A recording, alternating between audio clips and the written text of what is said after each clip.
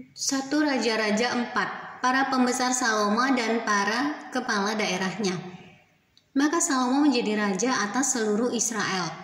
Inilah para pembesarnya: Azaria bin Zadok menjadi imam, Elihoref dan Ahia anak-anak sisa menjadi panitera negara, Yosafat bin Ahilud menjadi bendahara negara, Benaya bin Yoyada menjadi panglima, Zadok dan Abiatar menjadi imam, Azaria bin Natan mengawasi para kepala daerah, Zabud bin Natan seorang imam menjadi sahabat raja, Ahisar menjadi kepala istana, Adoniram bin Abda menjadi kepala rodi. Salomo mempunyai 12 orang kepala daerah atas seluruh Israel yang harus menjamin makanan raja dan seisi istananya.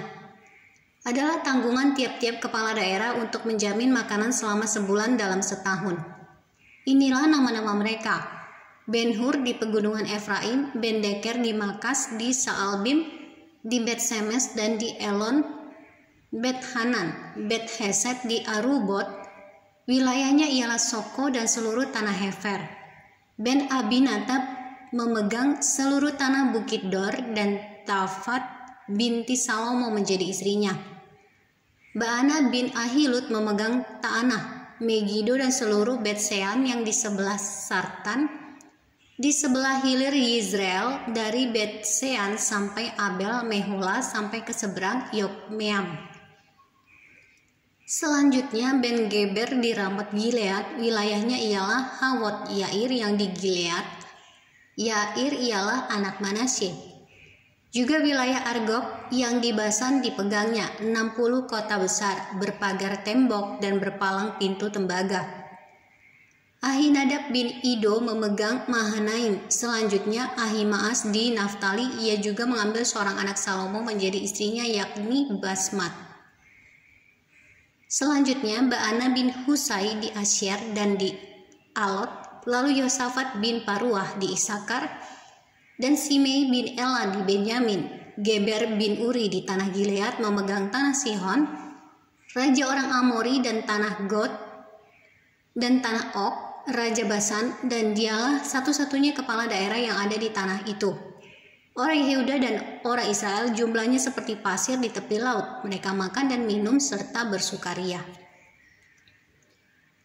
Kebesaran Salomo. Maka Salomo berkuasa atas segala kerajaan mulai dari sungai Efrat sampai negeri orang Filistin dan sampai ke tapal batas Mesir. Mereka menyampaikan upeti dan tetap takluk kepada Salomo seumur hidupnya. Adapun persediaan makanan yang diperlukan Salomo untuk sehari ialah 30 kor tepung yang terbaik dan 60 kor tepung biasa, 10 ekor lembu gemukan dan 20 lembu gembalaan dan 100 ekor domba, belum terhitung rusa, kijang, rusa dandi dan gangsa piaraan, sebab ia berkuasa atas seluruh tanah di sebelah sini sungai Efrat, mulai dari Tifsah sampai ke Gaza, dan atas semua raja di sebelah sini sungai Efrat. Ia dikaruniai damai di seluruh negerinya. Sehingga orang Yehuda dan orang Israel diam dengan tentram, masing-masing di bawah pohon anggur dan pohon aranya, dari dan sampai Bersheba, seumur hidup Salomo. Lagi pula Salomo mempunyai kuda 40.000 kandang untuk kereta-keretanya dan 12.000 orang berkuda. Dan para kepala daerah itu menjamin makanan Raja Salomo serta semua orang yang ikut makan dari meja Raja Salomo. Mereka membawanya masing-masing dalam bulan gilirannya dengan tidak mengurangi sesuatu apapun. Jelai dan jerami untuk kuda-kuda biasa dan kuda-kuda teji dibawa mereka ke tempat yang semestinya, masing-masing menurut tanggungannya.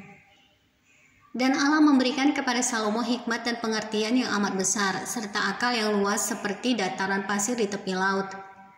Sehingga hikmat Salomo melebihi hikmat segala Bani Timur dan melebihi segala hikmat orang Mesir. Ia lebih bijaksana daripada semua orang, daripada Etan, orang Ezrahi itu, dan daripada Heman, Kalkol, dan Darda, anak-anak Mahol. Sebab itu ia mendapat nama di antara segala bangsa sekelilingnya. Ia menggubah 3.000 amsal dan nyanyiannya ada 1.005. Ia bersajak tentang pohon-pohonan dari pohon aras yang di Gunung Libanon sampai kepada hisop yang tumbuh pada dinding batu. Ia berbicara juga tentang hewan dan tentang burung-burung dan tentang binatang melata dan tentang ikan-ikan. Maka datanglah orang dari segala bangsa mendengarkan hikmat Salomo, dan ia menerima upeti dari semua raja-raja di bumi yang telah mendengar tentang hikmatnya itu.